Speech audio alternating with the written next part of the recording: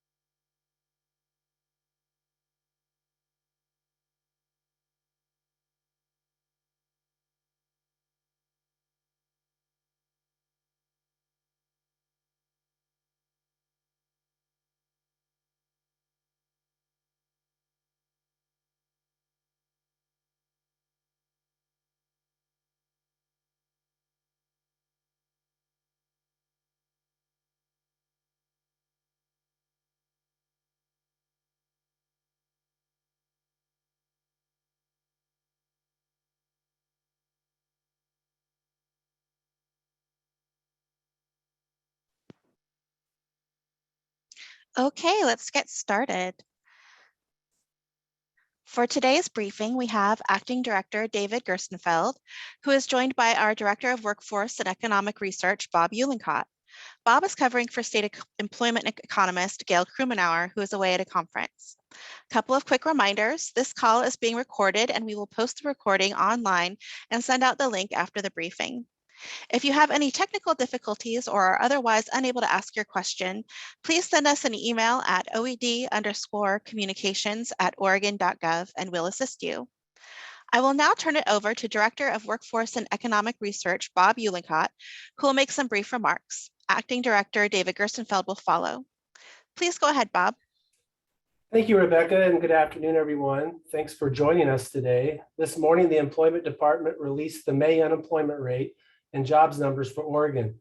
We're continuing to see a very strong labor market. Oregon's employers added 6,200 jobs to non-farm payrolls in May. Therefore, Oregon has regained 90% of the jobs lost in the spring of 2020 as compared to 96% for the US. Leisure and hospitality added 3,200 jobs in May, while transportation, warehousing, and utilities added 1,300 jobs. On the other hand, construction lost 1,100 jobs in May. Oregon's unemployment rate was 3.6%. We're still tracking closely with the US rate, which is also about 3.6% last month. Exactly 3.6% last month. Oregon's unemployment rate is near its record low rate of 3.4% just before the pandemic recession. The state's labor force is larger than it was before the pandemic, and more Oregonians are employed now than before the pandemic recession. To be clear, there are more Oregonians, that's people, not jobs, working than before the pandemic recession, even though we have not recovered all the non-farm payroll jobs at business establishments located all across the state. This means there are more people working in Oregon than ever before. In fact, during the last 5 months, more and more people have been consistently joining the labor force. The percentage of the workforce who actually have jobs has returned to pre-pandemic levels. But it's still hard for employers to find workers, as more people are self-employed, working contract or gig jobs, working remotely for employers in another state, and even already working in one job where before they may have had multiple jobs. Also, the labor market may be dealing with the lingering influences COVID has had on employers and families. Businesses juggling schedules for those out due to illness, and workers still finding it difficult to find childcare available to them. Another item of note, on July 1, Oregon's minimum wage will increase to $14.75 per hour in the Portland Tri-County area. It will increase to $13.50 per hour in other metropolitan areas and Northwest Oregon, and $12.50 per hour in most rural counties. While we do not yet know how many jobs will earn the minimum wage next month, we do know about 5% of all jobs in Oregon earned the minimum wage just after the last increase in July of 2021. And lastly, our data suggests there have been more job openings in Oregon than unemployed workers since the fall of 2021. However, similarly, that was the case before the pandemic when unemployment was also really low and it was hard for employers to find enough workers. With that, I'll hand it over to Acting Director David Gerstenfeld for more updates. Thank you.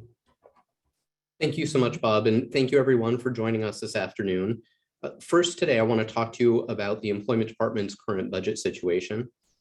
The Employment Department gets a large portion of our funding from the U.S. Department of Labor to administer the unemployment insurance program.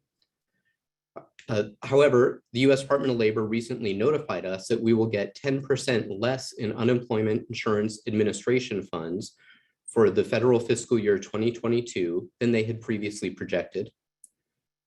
The program already costs more to operate than we are reimbursed by the federal government, and these latest reductions mean we would have had a projected revenue shortfall by the end of the biennium, that's in June of 2023, if we had not made adjustments to our previously approved budget.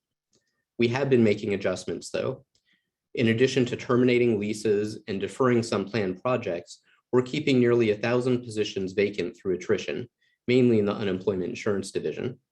By not filling these positions, we believe we can meet our budget goals without having to do any layoffs. To mitigate risks to customer service, we're closely monitoring service levels, and we will quickly reassign staff from across the agency to where they're needed the most, just like we've been doing since the height of the pandemic. We've updated the Oregon State Legislature about our budget situation and our plan to manage through it. Unfortunately, if there are no changes at the federal level, every state, not just Oregon, will be where we were before the pandemic, with underfunded programs that are struggling to meet the demand of both business and the people who depend on these vital services. We support the efforts by several senators, including Senator Wyden, to increase unemployment insurance administrative funding to cover the actual costs of running these vital safety net programs. Last week, we learned that the Oregon Law Center filed a complaint about overpayment processes. We're disappointed that the Oregon Law Center chose to go this route. We've been working with them for years to collaborate on solutions to challenges faced by the unemployment insurance system, and we've worked very closely with them during the pandemic. We share the common goal of providing our customers with the best possible services, and we understand that we're often the lifeline people need at a difficult point in their life.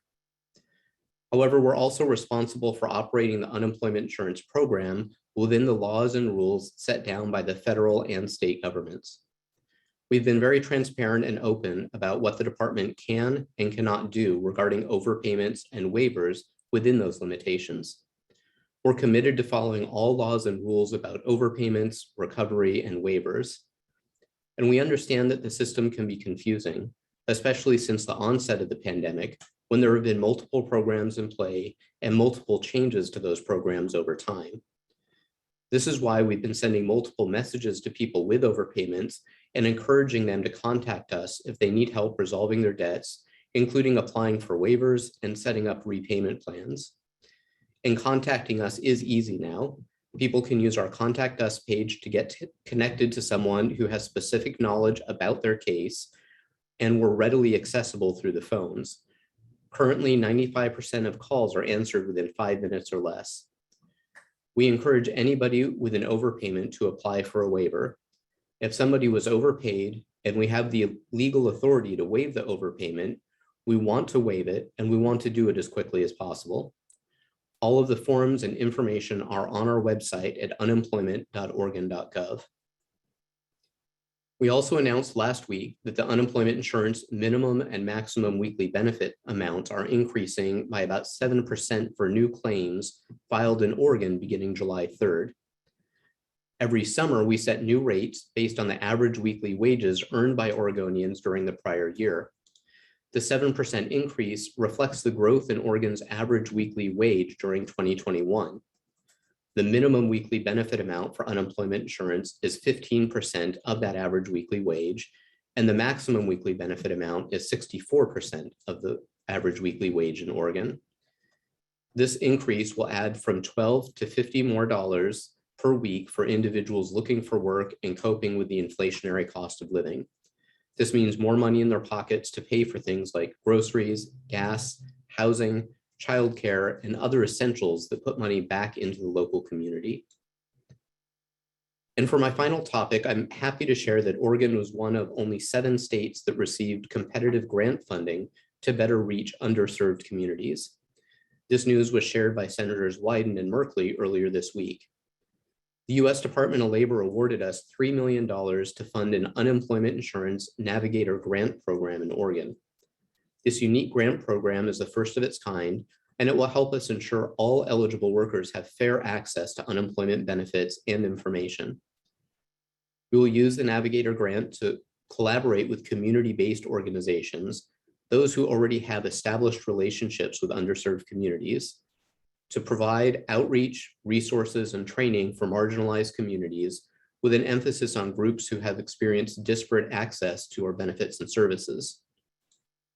These include young adults, women, racial and ethnic minorities, LGBTQI+ people, people with disabilities, those with limited English proficiency, formerly incarcerated individuals, low-wage earners and low-income households, as well as individuals living in rural areas. We'll partner with organizations that have a focus on racial equity and serving those who are economically disadvantaged.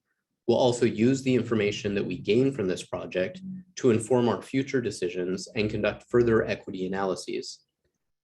Although the U.S. Department of Labor referred to Oregon's approach to helping underserved communities as pioneering, it's really building on the work that we did during the pandemic and on our existing unemployment insurance education and outreach programs.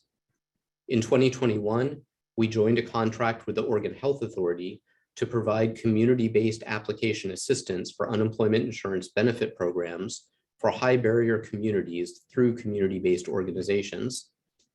To ease the disproportionate impact that the pandemic had in these communities, we partnered with 6 organizations through the OHA contract, covering the entire state and reaching many diverse populations.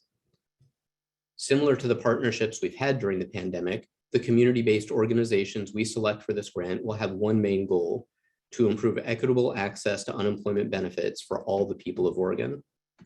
And with that, I'm going to turn it over to Rebecca to facilitate the question and answer portion of the briefing. Thanks, David. So now we're going to open the lines to members of the media to ask questions. We will call on you in the order you were RSVP'd. Please make sure to state to whom you are directing your question, and please limit yourself to one question and one follow-up question. If you're joining us by phone, please make sure to hit *6 to unmute yourself. And if you don't get your question answered, you can always email us at oed_communications@oregon.gov. So the first up is Bill Poehler with the Statesman Journal. Yeah, hey. So I guess this question is for Bob about the minimum wage increases. So that's a legislative thing, if I understand correctly, that the minimum wages have to go up. Is that correct? Yes, they're legislated at fixed amounts until this year, and then next year they'll go up based on the consumer price index, the March over March change to the nickel. Is there any projections that are out there of if those minimum wage increases will impact the number of jobs that are available or any of that kind of stuff? There, you can find all kinds of research on both sides of that topic of kind of how increased minimum wages could either add jobs or destroy jobs. It's kind of, you can kind of pick your side there. But the fact I shared earlier about when the increase in July of 2021, about 5% of the jobs are at the minimum wage. Clearly, that's not a significant amount of jobs. So bumping those wages up would not impact a lot of those jobs. Now, depending on how the inflation acts in the next year, that will influence that new rate. So it's not going to be a fixed rate like it had been for the last several years. Now it will float based on the consumer price index. Oh, okay. That's interesting. Okay, cool. All right. Well, thanks. Thanks, Bill. Up next is Olivia Young with KBAL. Are you on one of our phones, Olivia?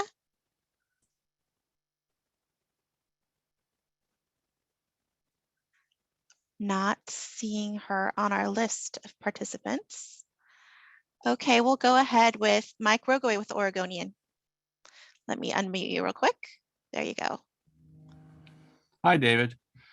Hey, I had some follow-up questions from, even before the litigation last week. We'd been hearing from a number of people who had frustrations with the overpayment process. And they're having no trouble, as you say, getting through the department, but they're still having trouble getting clarity on why they're facing overpayments and how they get them resolved. And I'm curious. It feels to me like that we've resolved the kinds of issues we had in 2020, but we're still cleaning up from those. And 2 years later, and it feels like overpayment is one symptom of that. It's still fairly difficult to untangle and resolve a lot of the questions that were raised by that proliferation of programs and the proliferation of claimants. How do you see it? I think, Mike, you're largely right that, during the peak of the pandemic, there were a huge number of new programs that were created. They were changed frequently. And of course, we had a lot of people that had no prior experience with the unemployment system or had experienced it when it was in its more normal state with, one program essentially, or many fewer programs, and it was much simpler. We've been sharing that we have made amazing progress in terms of our customer service and working through the record numbers of people that we helped. And one of the ways that we did that we talked about quite a bit, I think, was prioritizing the work. And that high priority work to get people benefits, or if they weren't eligible, to let them know why, we're quite current on, and we're committed to staying current. There is a long tail of that work. You referred to it as cleanup. There's a lot of work that still needs to be done. Some of it, like this work that directly impacts claimants, like working through the overpayments, waiving the overpayments whenever we can. That's still a significant body of work. And typically that persists to some degree for several years into the recovery from a recession. And what we're committed to doing and what we are doing is looking at each individual situation. It can be very challenging to people to understand what's going on, just because they may have been involved in multiple different programs at different times with shifting sets of rules, and even the rules about how the overpayments can be collected and when we can waive the overpayments. There are different sets of rules depending on the programs involved and the federal and state overlay of requirements. So we're working through those, and it does take a lot of one-on-one interaction with people to make sure that we can explain to them what their situation is, waive the overpayment as soon as we can. And for those situations where the law doesn't allow us to waive the overpayment, work with them to set up the best possible payment plan that fits within their budget. Okay, great. Thank you. And I have a quick follow-up. You sent earlier this month, Representative Gomberg, some data on the number of overpayments waived. And I was struck that, in the past couple years, there've been like $17.7 million in non-claimant fault overpayments waived, but in the claimant's fault, it's just 400,000. And I believe that was the new program that the legislature authorized last year. I'm wondering why that number isn't higher. I think there's a few things going on there, and I'll share. As you pointed out, this is a change to statutes that gave us the authority to waive those overpayments that were caused by something the claimant did, but it wasn't due to fraud. And because that's new, it will certainly take some time for us to be able to fully analyze how those changes play out. But we know that there were vastly more overpayments that were created not by the fault of the claimant during the pandemic than this category that we're talking about. So when you look at the amounts that were waived, there were also a lot more of overpayments waived from overpayments that were not caused by the claimant. So part of it is kind of looking at the pool of overpayments that took place. And this new category that is more recently able to be waived is smaller than the other pool of overpayments. The other thing that's gone on is because this was a change, there were a number of things that we needed to do to start waiving the overpayments. And we started doing that as quickly as we could. It included making changes to our technology to allow us to waive the overpayments. It included changes to our processes and training. And importantly, it included a lot of outreach. So although we started waiving those overpayments last year in 2021, the real focused and ramped up outreach to make sure people knew about it, and that was new notices, new outbound communication campaigns, that really kicked into higher gear in 2022. So we think that the pace of those waivers will likely continue to increase just as that outreach continues and more people realize that that's an option. Good, thank you. And real quick on that non-claimant fault overpayment category, can you give me a sense? I mean, were those programmatic complications? Were they employment department errors? How would you classify the bulk of those? There's a big mix. I don't have what I would characterize as the largest piece. There's a couple of large components. One are from retroactive changes to the programs. So for instance, we paid people under the guidance that was originally issued, and there was retroactive guidance that was later issued by the Department of Labor. That happened quite a bit, especially when some of the programs lapsed or came very close to lapsing and changes were made quickly. There's also a fair number of the benefits while you wait program where we paid people under one program and ultimately determined that they were eligible for benefits under another program.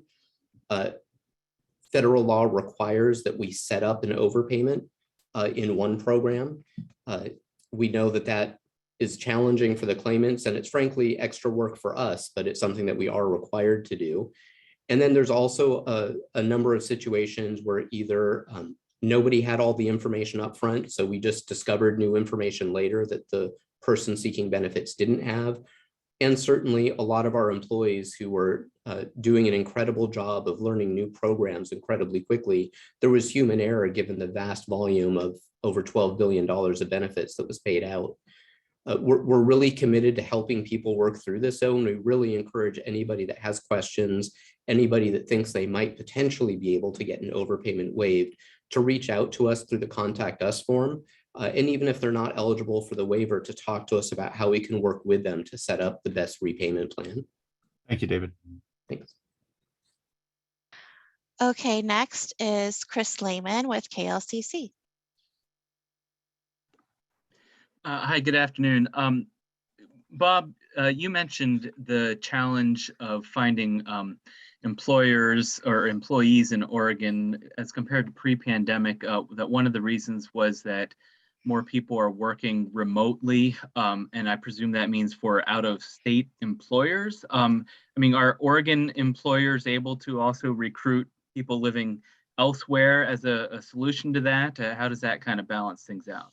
Well, that comment was more to kind of share a lot of people struggle with the difference between non-farm jobs and versus the people and the employed versus the jobs. And that's just to kind of explain how sometimes we don't, if the job's out of state, it wouldn't be captured, and they're working in Oregon, they're employed in Oregon, it wouldn't be captured in the non-farm figures of jobs in Oregon. So that's kind of what that was connected to. Mm-hmm. Are Oregon jobs like the ones that are, industries that are having trouble filling positions, are they sort of less able to use remote workers? Is that part of the issue?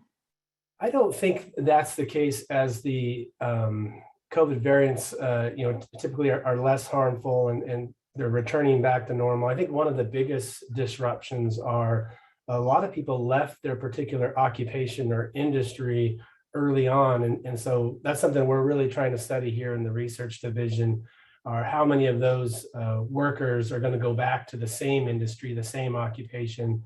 And with this condensed business cycle that we've seen, it's really been phenomenal. The fact that we've had this massive drop in jobs and quick up ramp. That condensed business cycle is going to create challenges as workers were scrambling to get new jobs and maybe left an industry and occupation forever. And so it's one of those things where employers are maybe scrambling for a new set of workforce because they may have moved on to another industry. Some of those businesses are changing what they do to help resolve those problems and how they do things. It's pretty phenomenal to see how things are changing. I don't know how many of us had food apps on our phones before this, and I think we all probably do now. And so businesses are having to change how they do business, and certainly the remote work component is attractive for those businesses that can try to attract a workforce remotely. But there are businesses that can't and require that in-person service. Thank you. Okay, that concludes our media briefing. As a reminder, this call was recorded and we will send out the link to reporters who RSVP'd. We will also post the link on our media page on unemployment.oregon.gov. Thank you everybody for participating today and everything you are doing to keep Oregonians informed. Have a lovely day. Thank you, everyone.